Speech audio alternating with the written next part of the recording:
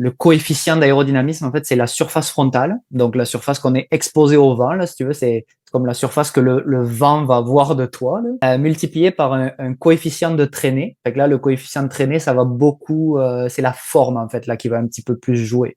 La forme et peut-être même la texture. Tu sais, la texture au niveau des matériaux, au niveau de ton jersey, au niveau du vélo, toutes ces affaires-là. Fait que le coefficient surtout sur lequel on peut jouer, ça va être celui qui est la surface frontale.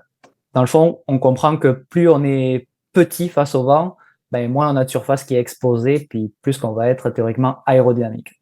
Faut se rendre compte que l'aérodynamisme, c'est vraiment important en cyclisme parce que, dans le fond, à une vitesse de course, là, on va dire, comme supérieure à 30 km heure, ça peut représenter jusqu'à 90% des forces qui viennent te freiner.